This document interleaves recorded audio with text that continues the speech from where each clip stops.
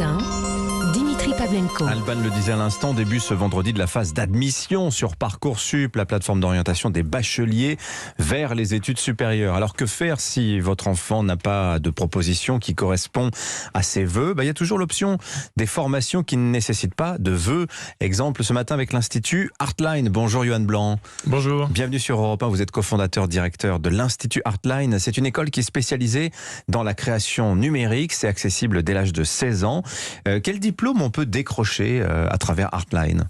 Donc l'Institut Artline propose des cursus de niveau bachelor et master. Donc c'est cursus de 3 à 5 années pour s'orienter effectivement dans la création numérique. Donc on a différents types d'orientation, le jeu vidéo, le cinéma d'animation, les effets spéciaux. Donc voilà, on est sur une formation initiale. Vous allez nous expliquer ça. Alors, c'est une formation particularité qui se déroule 100% en ligne. Vous n'avez pas d'école, enfin vous n'avez pas de mur, si je puis dire. Par exemple, vous avez fait vos portes ouvertes il y a 15 jours dans le métavers. Alors, racontez-nous. Donc ce sont des murs digitaux quelque part. Donc on a quand même un environnement digital qui permet d'interagir avec les formateurs, avec l'équipe pédagogique. Mais effectivement, toute notre organisation est distancielle. Alors ça ne veut pas dire qu'il n'y a pas d'interaction, au contraire.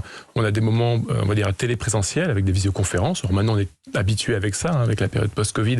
Quelque part tout le monde l'a expérimenté, mais nous c'est notre expertise depuis maintenant pas loin de 10 ans. Donc on fonctionne vraiment avec ces outils. Alors mais à quoi a accès l'étudiant? Est-ce que ce sont des modules vidéo, qu'il va chercher sur un serveur, ou qu'il regarde en streaming, ou est-ce qu'il a accès à des cours qui sont en direct? Comment ça se passe? Alors, il y a plusieurs activités pédagogiques. Alors on est vraiment organisé autour de la classe inversée, comme ça qu'on l'appelle, c'est-à-dire qu'on donne des ressources, accès à des ressources de formation, donc effectivement des vidéos, ça peut être des éléments à télécharger pour mettre en pratique les exercices et les nouveaux savoirs. On a ce qu'on appelle des plateformes d'échange et discussion, donc tout au long de la semaine, ils peuvent échanger entre apprenants, avec l'équipe pédagogique, avec les formateurs. Et nous avons également des moments en visioconférence, donc avec le formateur qui vient justement accompagner, donner des retours sur les réalisations des apprenants pour qu'ils puissent continuer de progresser, être évalués et avancer de pas à pas dans sa formation. Alors ces enseignants, justement, quels sont-ils? Vous misez sur le fait d'avoir recours à des professionnels en activité. Ce ne sont pas vraiment de purs enseignants en réalité. Alors ce ne sont pas des purs enseignants. Donc on a effectivement des mentors en activité, donc dans le monde entier. On profite de notre format en ligne. Donc on a des personnes par exemple qui ont travaillé sur Avatar 2 récemment, qui ont été oscarisées sur Le Roi Lion, qui ont travaillé sur Assassin's Creed. Donc on profite de notre format pour faire appel à ces formateurs, que ce soit à Londres, au Canada, même en France, bien sûr, on n'exclut pas ça. Et ils ont 2 missions. On a la mission de co-création de vidéos, de contenu. Donc effectivement, ce ne sont pas des enseignants. Donc à ce titre, nous, on a des personnes spécialisées dans la pédagogie pour coécrire ça avec eux. Et ils animent les formations. Donc ils sont là pour échanger en asynchrone ou pendant les visioconférences pour accompagner les apprenants et quelque part partager leurs meilleures techniques des studios et leur savoir-faire, l'expérience. Alors je note que vous ne dites pas les étudiants, vous dites les apprenants. D'ailleurs, il n'y a pas vraiment de classe ou de filière chez vous. Vous avez des tribus.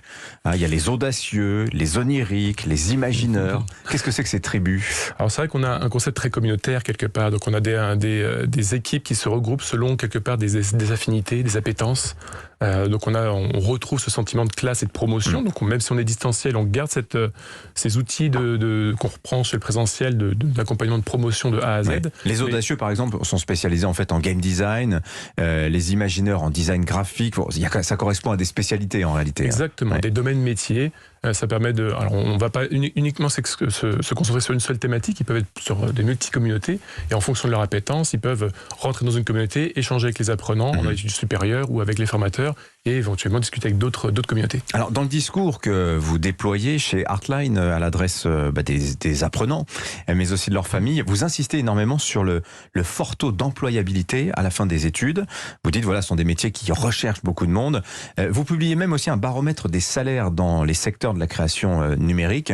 Alors c'est ça qui est intéressant, c'est qu'en fait chez vous, on ne vient pas tellement chercher un diplôme, on veut surtout un emploi et un salaire à la fin. C'est le but d'une formation, notamment dans les études supérieures. On est là pour les amener à l'emploi, à l'accessibilité à l'emploi. Oui, mais on dit toujours en France, vous savez, c'est le diplôme qui vous amène l'emploi. Donc on a un vrai diplôme quand on sort d'Artline? Alors on a un diplôme d'école aujourd'hui. Maintenant c'est vrai que le secteur de la création numérique ne recrute pas sur diplôme. En fait, on n'a pas cette contrainte-là. ils sont plutôt recrutés sur ce qu'on appelle un portfolio, donc un ensemble une réunion de travaux qui sont déjà réalisés pour mettre en avant leurs compétences. Donc quelque part, diplôme, le monde professionnel s'en moque un petit peu. Donc c'est pas là-dessus que nous on va s'orienter et axer. La recommandation du mentor, ça vaut plus que le diplôme. La recommandation du mentor et l'ensemble de ces travaux, c'est ça qui compte le plus. Ouais. Alors votre école, les tarifs, justement, parlez-nous-en parce que vous êtes sur une offre. Alors c'est quand même relativement cher, on va pas se le cacher, mais beaucoup moins que la plupart des écoles du marché. Donc on est un établissement privé, effectivement. Donc on est à peu près entre 40 et 30-40% moins cher que l'enseignement privé. On est sur des gammes de 4 500 € à 5 500 € en master. Donc il y avait un enjeu d'être sur des frais de scolarité qui étaient accessibles. C'est l'une de nos valeurs principales, l'accessibilité par notre format, par les prix, par aussi l'accès à la formation, que ce soit une question d'âge ou de compétences. Donc effectivement, on s'est positionné sur on va dire une gamme d'entrée assez basse pour pouvoir justement financer sa formation. On a typiquement des apprenants qui travaillent à côté de la formation, on profite de ce format en ligne pour pouvoir financer leurs études. Donc on a accès à un public qui est beaucoup plus large quelque part que le présentiel. Il y a un coût d'équipement aussi, puisque si on veut faire du game design, forcément il faut une machine un peu performante. Donc ça, voilà. Et alors, on disait, c'est une phase un peu critique là pour les futurs bacheliers, la phase Parcoursup. Ça correspond à un pic d'activité, de recrutement pour votre école Artline? Alors oui, effectivement. Alors même si on recrute tout au long de l'année, à la fois parce qu'on n'est pas sous forme de concours, mais on est sous forme d'entretien pour intégrer l'école. On peut entrer à n'importe quel moment de l'année. Oui, tout à fait, parce qu'on a des sessions décalées aussi. On a des rentrées en septembre assez classiques, des rentrées en novembre, des rentrées en mars. Donc quelque part, on peut proposer un début de formation en fonction du besoin de l'apprenant. Donc oui, effectivement, on a quand même plus de monde qui viennent demander d'entrer à l'école sur cette période-là jusqu'à l'été, parce que c'est le moment où on cherche. C'est compliqué pour les apprenants de savoir où s'orienter. On connaît le problème du décrochage en cours d'études, notamment au début des études supérieures. Beaucoup d'étudiants s'orientent dans des voies qui ne leur correspondent finalement pas. Le fait d'avoir un format 100% en ligne, est-ce que ça n'augmente pas finalement ce risque de décrochage chez les étudiants? Johan Blanc, comment vous combattez ça? Alors c'est un risque et c'est tout à fait notre point d'attention. Donc effectivement, le côté distanciel, c'est très important. Il y a notamment une peur de manque d'autonomie, de manque de liens sociaux quelque part. Donc l'un des premiers points qu'on fait, c'est qu'on a ce qu'on appelle un onboarding. Donc on accompagne les apprenants sur les premières semaines pour qu'ils puissent intégrer leur promotion, leur communauté, qu'ils puissent aussi commencer à acquérir les premières compétences d'autonomie, être capable d'organiser sa semaine, d'organiser son travail.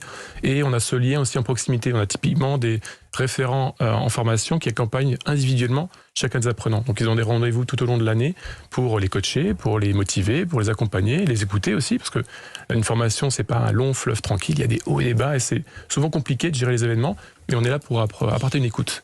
Merci beaucoup Johan Blanc d'être venu au micro d'Europe 1. Je rappelle que vous êtes le cofondateur et directeur de l'Institut Artline. Merci à vous, bonne journée. Merci.